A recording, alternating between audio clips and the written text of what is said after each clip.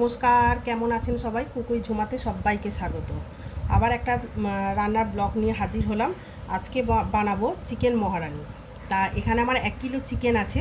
তা চিকেনটা আমি প্রথমে ম্যারিনেশন করব। তার জন্য পরিমাণ মতো আমি একদম লবণ দিয়ে দেব।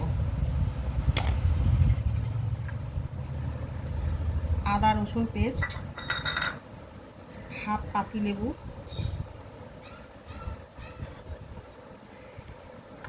একটু ধনে গুঁড়ো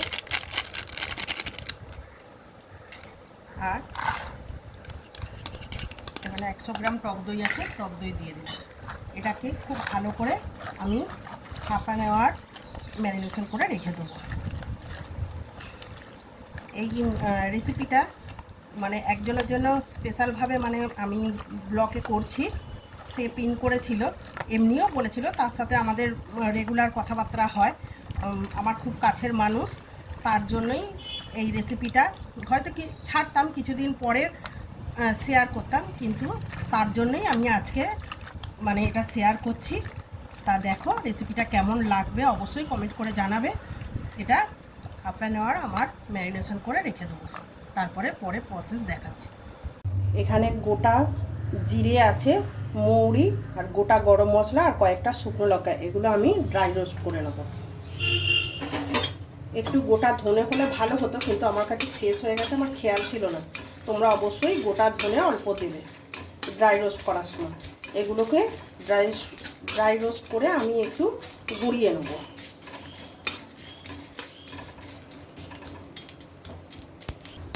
এগুলো দেখো ড্রাই রোস্ট করে আমি নামিয়ে নিয়েছি। এগুলো আমি গুঁড়ো করে নেবো শিলে।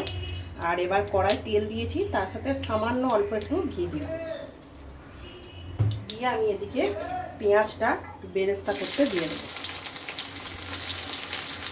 এটা বেরেস্তাটা হোক, আর তার সাথে আমি এখানে দেখো আমন্ড বাদাম কয়েকটা, এটা কাঁচা লঙ্কা কিন্তু শুকনো, যেটা শুকিয়ে যায় আর কি, সেই লঙ্কা। আর এখানে কাজু বাদাম আর 7 কোয়া আমার রসুন আছে, এগুলো আমি পেস্ট করে নেব। চলো তারপর আসছি। দেখো চিকেন বেরেস্তাটা আমার পেঁয়াজ বেরেস্তাটা আমার হয়ে গেছে। এইবার আমি কড়ায় গোটা গরম মশলা ফোড়ন দিয়ে দিলাম।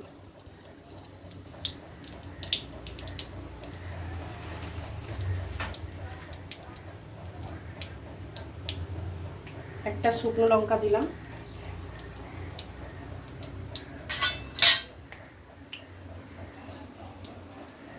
এবার গন্ধটা বেরিয়ে গেছে, আমি গ্যাসের ফ্লেমটা কমিয়ে দেব, দিয়ে পেঁয়াজ বাটাটা দিয়ে দেবো। পেঁয়াজ বাটাটা একটু ভাজতে সময় লাগবে।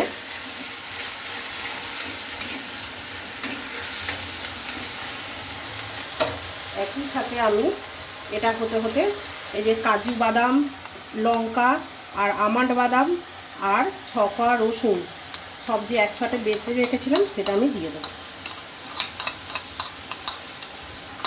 করে কষতে হবে। এই চিকেনটা অবশ্যই তোমরা ট্রাই করো, দারুণ খেতে হয়।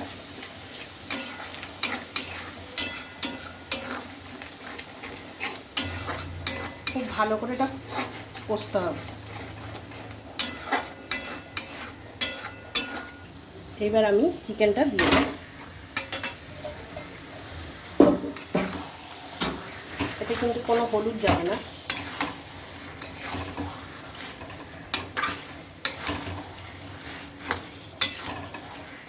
আমার কিন্তু পরিমাণ মতো চিকেনে ম্যারিনেশনের সময় আমি কিন্তু লবণটা একদম মাপের দিয়ে রেখেছিলাম। তারপর চেক করে কম বেশি তো ওটা হতেই পারে। এবার এটা হোক। এবার ভাজা মশলাটা সব দিয়ে দিলাম।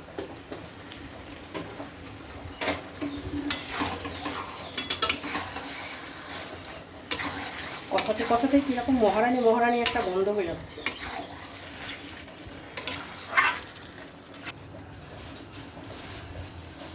এবার দেখো ব্যালেন্সের জন্য আমি সামান্য চিনি দিলাম, দিয়ে 1 কাপের মতো দুধ দিয়ে দিলাম।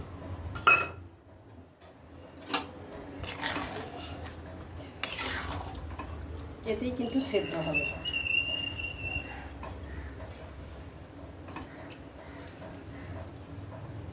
দেখো একদম কালারটা দেখেছো, একদম গন্ধটা একদম ঘর মোমো করছে। কাজু বাদাম দিয়ে দিলাম। এবার আমি গরম মশলার গুঁড়ো দিয়ে দিচ্ছি, কয়েকটা চেরা কাঁচা পাকা লঙ্কা দিয়ে দিলাম।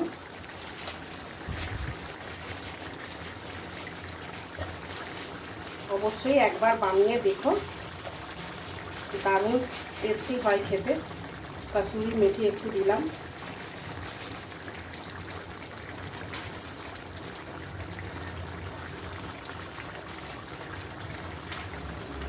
জাস্ট ওপর দিয়ে একটুখানি ঘি দিলাম। কেন প্রথমেই বলেছি মহারানী, মহারানী ব্যাপারটা তো আনতে হবে না। এবারে একটু পেঁয়াজ বেরেস্তা দিয়ে দিলাম, দিয়ে একটু স্ট্যান্ডিং টাইমে আমি রেখে দেবো। তারপর আমি সার্ভ করে তোমাদের দেখাচ্ছি। চলো গ্যাস অফ করে দিই। দেখো চিকেন মহারানি আমার একদম রেডি। আর তাসু, তোমার জন্য স্পেশাল রেসিপিটা আমি শেয়ার করলাম, কেমন লাগলো অবশ্যই জানাবে। আর হচ্ছে আমার রেসিপিটা যদি ভালো লেগে থাকে চিকেন মহারানি, তাহলে অবশ্যই কমেন্ট করে জানাবে। আর প্লিজ লাইক শেয়ার করে দিও, আর আমার চ্যানেলটিকে প্লিজ সাবস্ক্রাইব করে আমার পাশে থেকো। শুভ দুপুর বন্ধুরা, টাটা। অবশ্যই মানে ট্রাই করে দেখো চিকেনটা, তারপর আমাকে বলো।